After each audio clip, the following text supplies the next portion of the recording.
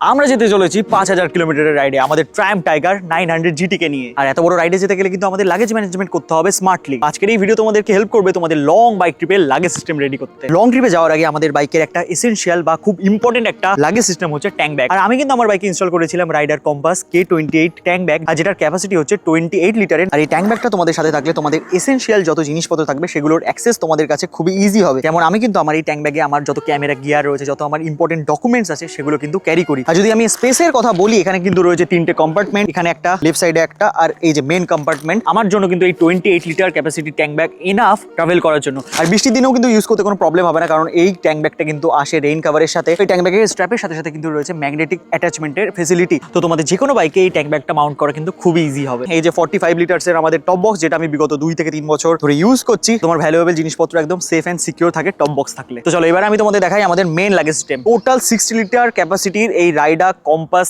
S60 saddle bag. আর যদি কোয়ালিটির কথা বলি, সত্যি ভাই দারুণ প্রিমিয়াম কোয়ালিটির কিন্তু এই স্যাডেল ব্যাগ। ভেতরে পুরো ওয়াটার প্রুফিং এর লেয়ার করা আছে, যেটা কিন্তু তোমাদের জামা কাপড় বা তোমাদের এসেনশিয়াল জিনিসপত্রকে বৃষ্টির হাত থেকে বা জলের হাত থেকে বাঁচাবে। এই যে রেইন কভার, বৃষ্টির সময় আমরা ইউজ করতে পারবো। আর এখানেও কিন্তু একটা পকেট রয়েছে, তো আমরা যখন লং ট্রিপে যাবো আমাদের লাগেজ ম্যানেজমেন্ট করতে কিন্তু কোনো রকম অসুবিধা হবে না। যত জিনিসপত্র আমরা নিয়ে যাচ্ছি ট্রিপে ইজিলি কিন্তু এই স্যাডেল ব্যাগে চলে আসবে। তো এই ভিডিওটা তাড়াতাড়ি শেয়ার করো তোমার সেই বন্ধুকে যে বাইক নিয়ে লং ট্রিপে যেতে চায়।